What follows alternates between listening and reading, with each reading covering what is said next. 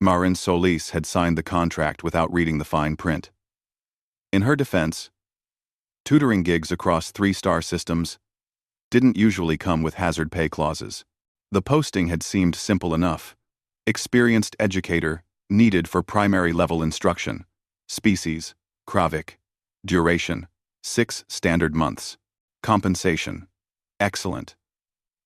What they hadn't mentioned was that Kravik cubs, despite their fluffy appearances and oversized eyes, belonged to one of the galaxy's most formidable warrior races. The classroom aboard the orbital station Threshold's Edge was bright and colorful, filled with the kind of educational posters Marin had used back on Earth. Alphabet charts, in 3 languages. Motivational quotes about friendship and learning.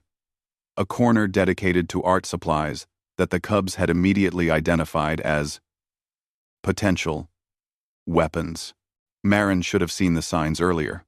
On her first day, little Ravek, a rust-colored cub with tufted ears that twitched constantly, had assessed the room's entry points, identified all objects that could serve as projectiles, and calculated the structural integrity of the ventilation shaft.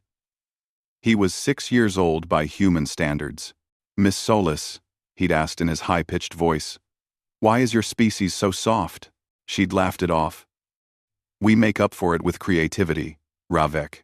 The cub had tilted his head, processing this information with the seriousness of a military strategist. Interesting tactical adaptation. Quote, "For 3 months, Marin taught them mathematics, literature, and basic science. She read them Earth stories about brave knights and clever heroes. She showed them art from human history paintings, sculptures, music.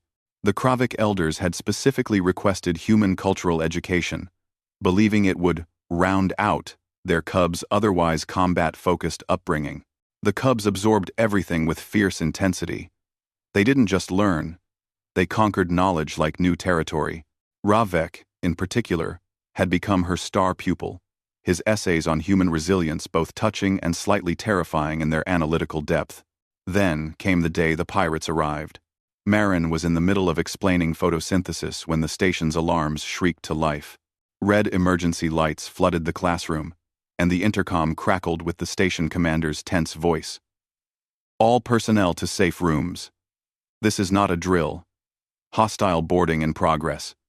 Repeat, hostile boarding. The 12 cubs in her classroom instantly transformed. Their playful demeanor evaporated, replaced by something ancient and predatory. Ears flattened against skulls. Pupils dilated to black pools. Small claws extended from previously soft paws. "Miss Solis," Ravek said, his voice dropping an octave despite his age. "Get behind us!" "Miss Solis, get behind us!" "Ravek, we need to evacuate." "Defense mode," he barked, and the other cubs responded in perfect unison. What happened next would later be described in station reports as unprecedented, coordinated action by juvenile Kravik forces. The cubs moved with practiced efficiency that belied their tender age. 2 of them, twins named Korva and Kellis, immediately began barricading the door with desks, their small bodies somehow manipulating furniture 3 times their size. 3 others started dismantling the art supply corner, transforming paintbrushes into stakes and clay into projectile ammunition. Ravek positioned himself directly in front of Marin, his small frame radiating protective fury. "You taught us human military history, Miss Solis. Did you think we weren't paying attention?" Endices. Tutor. She had taught them about Thermopylae as a cultural lesson. About the Alamo. About desperate stands and impossible odds. She'd framed them as stories of courage and sacrifice, never imagining. The classroom door shuddered under a heavy impact. "They're coming," whispered Sira, the smallest cub, her voice remarkably steady. "Miss Solis, do humans have a battle cry?" Marin's mind raced. Through the reinforced window, she could see station security engaging hostile forces in the corridor. Reptilian mercenaries in scavenged armor, armed with plasma cutters and stun weapons.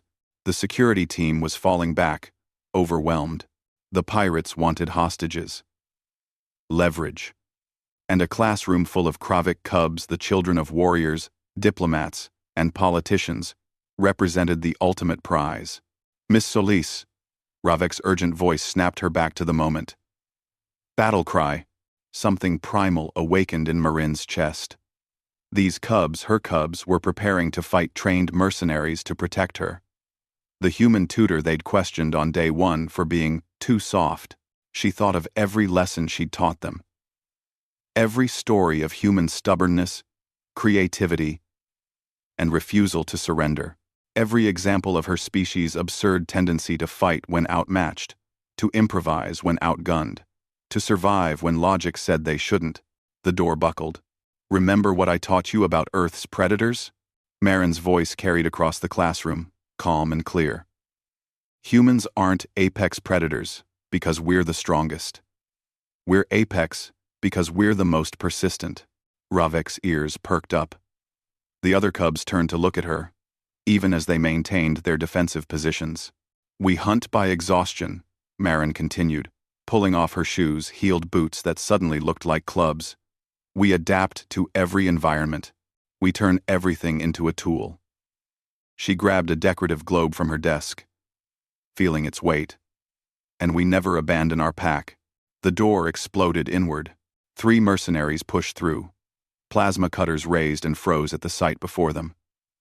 12 Kravic cubs, in full combat stance, arranged in defensive layers around a human woman holding a planet and wearing a teacher's fierce smile. Defense mode! Ravek roared again. And this time, Marin roared with them. What followed lasted only 90 seconds, but would become legend in 3 sectors. The cubs fought with devastating coordination, using tactics pulled from every human military history lesson Marin had taught. They used the classroom's terrain, the mercenaries' overconfidence, and their own size as advantages. Paint became blinding agents. Desks became shields and battering rams. The ventilation shaft Ravek had assessed on day one became an escape route for the smallest cubs to get behind enemy lines. And Marin's soft, fragile, human Marin proved why her species had clawed its way to the stars despite lacking natural weapons. She was creative, she was persistent, and she was angry. By the time station security breached the barricade, they found 3 unconscious mercenaries hogtied with jump ropes, 12 very proud Kravic cubs, and 1 human tutor with disheveled hair, a torn cardigan, and a smile that would have made her ancestors proud. Ravek stood beside her, his small paw resting on her hand. Miss Solis, he said solemnly, I understand now why humans conquered Earth. You're not soft. You're terrifying. Marin laughed, the adrenaline finally fading. She looked at her classroom, her war chamber, and at the cubs who'd turned her lessons into battle strategies. Class, she said, voice shaking only slightly. I think we've earned an early dismissal today. 12 sets of eyes gazed at her with newfound reverence.